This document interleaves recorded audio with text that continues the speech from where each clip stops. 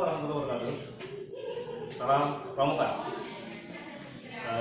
Alhamdulillah pada kesempatan siang hari ini saya akan memberikan laporan tentang Narakarya Wakil Cabang Gerakan Pramuka Cianjur tahun 2022.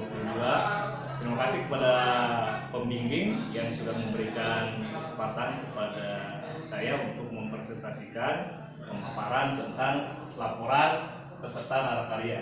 Nah, berikut kami sampaikan profil dari peserta. Nama lengkap Andrian SPD, tempat tanggal lahir Cianjur 17 Mei 1983, alamat Kampung Cibentang, Desa Muda Cikadu, Kecamatan Sindang Barang, dan kerjaan ini sebagai tenaga pengajar atau guru, dan tempat pangkalan SMP Negeri 2 Sindang Barang. Baik, adapun materi yang akan dipaparkan pada kesempatan yang berbahagia ini, yang pertama pendahuluan, yang kedua persepsi dan harapan, yang ketiga pelaksanaan Narakarya, 4 refleksi, dan yang kelima nutup. Baik, kita langsung ke pendahuluan. Latar belakang pendidikan nasional itu bertujuan untuk meningkatkan kualitas manusia Indonesia seutuhnya, yaitu manusia yang beriman dan bertakwa kepada Tuhan Yang Maha Esa, berbudi pekerti luhur, berkepribadian, mandiri, maju, tangguh, cerdas, kreatif, terampil, dan berdisiplin, memiliki etos kerja yang tinggi, bertanggung jawab, serta sehat jasmani dan rohani. Nah, ini latar belakang pendidikan yang digembar-gemborkan, dan ini yang menjadi harapan kita sebagai pembina untuk senantiasa menggalakkan pendidikan nasional dengan tujuan yang tadi disebutkan. Adapun dasar hukumnya, yang pertama adalah Keputusan Wakil Nasional Gerakan Pramuka nomor 201 tahun 2011 pada tanggal 28 Oktober 2011 tentang sistem pendidikan dan pelatihan dalam gerakan pramuka. Nah, itu adalah merupakan dasar hukum dari kegiatan ini, ya. Yang ketiga atau C, maksud dan tujuan.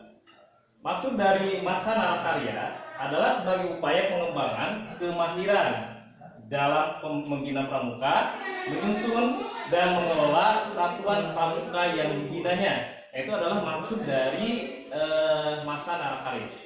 Jadi intinya Narakarya ini sebagai upaya pengembangan kemahiran dalam membina pramuka untuk pembina pramuka, ya. Menyusun, mengelola dan mengelola satuan pramuka yang dibinanya. Jadi bertugas di pangkalan masing-masing. Dengan harapan sesudah melakukan Narakarya ini, pembina yang ada di pangkalan masing-masing itu menjadi terampil, pembina terampil dengan segala keperluan yang ada di dalamnya, termasuk penyusun, pengelolaan, dan lain sebagainya.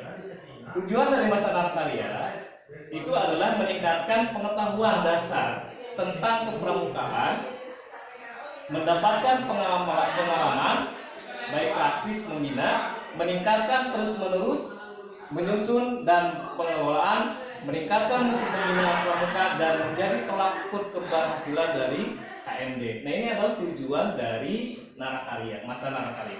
Jadi selain tujuan-tujuan tadi, maka Narakarya ini menjadi sebuah acuan, menjadi sebuah nilai bahwa keberhasilan dari KMD itu terlaksana. Jika Narakaryanya tidak, maka itu juga akan mengurangi terhadap kesuksesan dari pelaksanaan KMD atau kursus mahir dasar. Nah, sekarang kita lihat persepsi dan harapan. Nah, persepsiku tentang pramuka isinya, persepsiku tentang kursus pembina mahir, dan harapanku tentang Narakarya. Nah, ini yang perlu dijelaskan pada pemaparan yang kedua. Nah, yang pertama lihat persepsiku tentang membina pramuka. Nah, membina pramuka merupakan kegiatan memperkenalkan, menumbuhkan, membimbing, dan mengembangkan. Apa yang dikembangkan? Apa yang ditumbuhkan? Yang pertama adalah kepribadian. Kepribadian baik itu peserta maupun kepada kita sebagai pembina. Nah, Di sini kepribadian yang yang diutamakan adalah kepribadian tentang spiritual, kepribadian masing-masing individu, baik di dalam ketakwaannya maupun tingkah laku yang lain. Yang kedua adalah pengetahuan dan keterampilan. Selain kepribadian, maka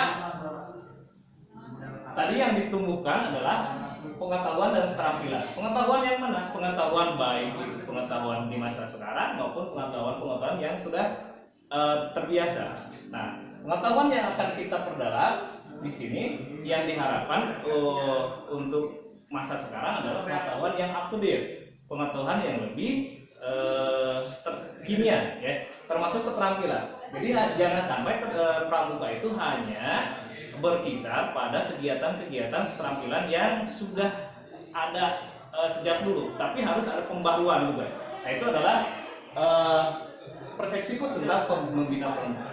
Yang ketiga, kecenderungan atau keinginan serta kemampuan peserta didik sehingga menjadi manusia yang kreatif, atau memiliki kemampuan yang banyak, memiliki inovasi yang tinggi, pelopor dan mandiri. Pelopor, jadi seorang anggota pramuka diharapkan itu bisa menjadi pelopor bagi siswa yang lain atau peserta didik yang lain. Jadi jangan sampai tidak bisa menularkan kepada yang lain.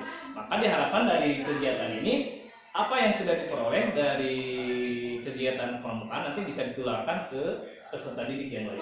Dan juga bersifat mandiri. Mandiri di sini tidak hanya sekedar tingkah laku, tapi juga harus dengan perbuatan. Jadi segala sesuatu seorang anggota pramuka harus bisa mandiri, tidak mengandalkan kepada yang lain.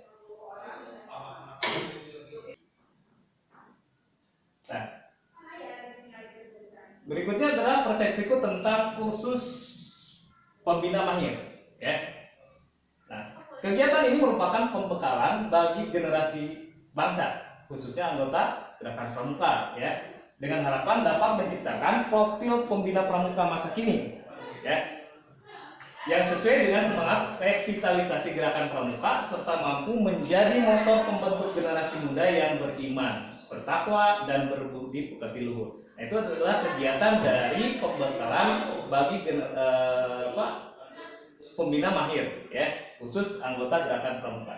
Ini harapan-harapan ini mudah-mudahan bisa terwujud dengan adanya kegiatan narkarya, sehingga pramuka atau pembina pramuka itu harus selalu tampil di depan, harus menjadi tampil di depan, menjadi pelopor, penyemangat, dan juga bisa menjadi motivasi untuk yang lain, sehingga keberhasilan dalam gerakan pramuka itu semakin tinggi, Nah, yang berikutnya tentang harapanku tentang narkarya Kuartir Cabang Cianjur tahun 2022, Nah, di sini harapan saya narkarya Kuartir Cabang Cianjur tahun 2021-2022 mencetak pembina pramuka yang mampu satu, mengelola administrasi dan manajemen satuan pramuka yang menjadi tanggung jawabnya. Di sini administrasi itu sangat banyak sekali. Nah, itu diantaranya dari mulai profil peserta, biodata peserta,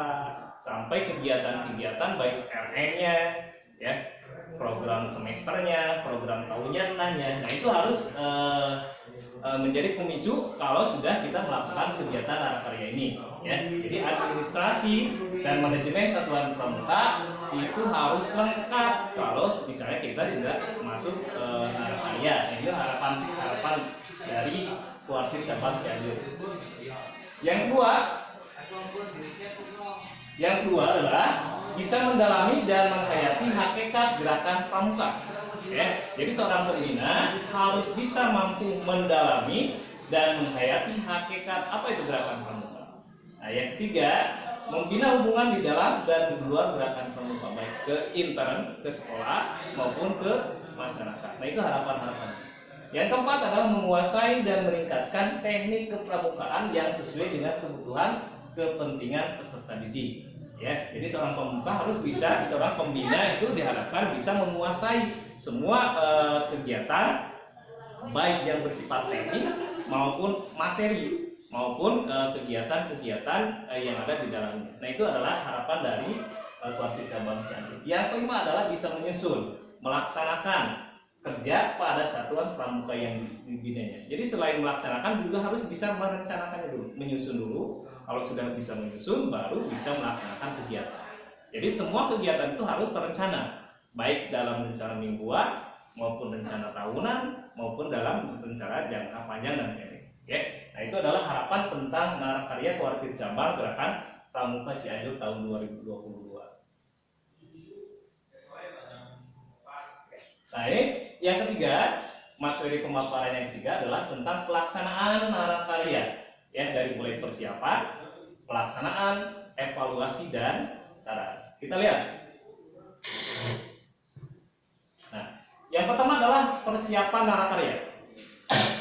Dalam persiapan Narakarya ini, kali ini setelah saya mengikuti KMD, lalu saya bisa menghubungi Kuartir Cabang Cianjur guna menindaklanjuti kegiatan KMD saya, ya. Dan ketika setelah menghubungi Kuartir Cianjur, baru saya mendapatkan respon yang sangat baik dan juga diberi arahan untuk melanjutkan jenjang ke Narakarya sekaligus memenuhi rencana tindak lanjut pasca kegiatan KMD. Itu adalah persiapannya. Jadi setelah kegiatan KMD baru saya bisa menghubungi ke Kuartir Cianjur melalui Pelbim, ya, sehingga saya diperkenankan untuk mengikuti kegiatan Narakarya. Nah, adapun pelaksanaan Narakarya, proses pelaksanaan masa pengembangan dilaksanakan secara sistematis dengan teknik sebagai berikut. Yang pertama, calon peserta kegiatan meregistrasi kepada Kuarca. Ya, jadi semua calon itu diregistrasi dulu ke Kuarca. Yang kedua, calon peserta merujuk pada RTL atau rencana tindak lanjut dengan pendamping pelatih pembimbing Narakarya dasar. Ya. Dan yang ketiga, kegiatan Narakarya dasar dilaksanakan sesuai program yang telah ditentukan. Nah, itu adalah pelaksanaan. Nah, yang berikutnya adalah tentang evaluasi dan saran Narakarya. Nah, setelah mengikuti kegiatan Narakarya ini, ternyata masih banyak yang harus diperbaiki, terlebih jika melihat kepada poin harapan kegiatan Narakarya ini, ya, terutama dalam hal pengelolaan administrasi dan manajemen satuan pramuka serta penguasaan teknik kepramukaan yang sesuai dengan kebutuhan dan kepentingan peserta didik. Ya. Nah, refleksi yang terakhir.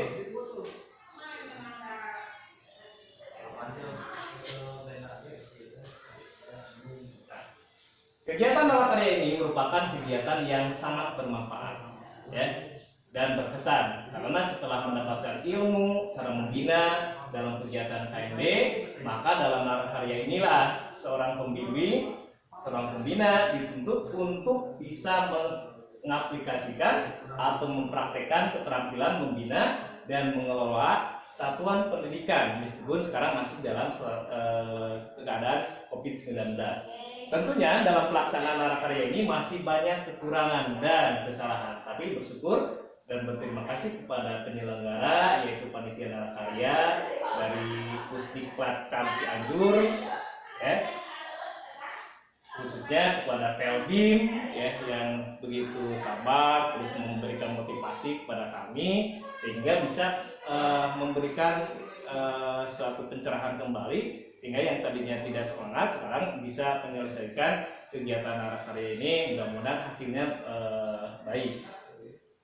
Dan harapan semoga pembimbingan ini tetap berlanjut, bukan hanya sebatas Narakarya ini saja, supaya pembina pramuka semakin lebih baik dan sesuai dengan harapan. Nah, itu adalah refleksi dari Narakarya.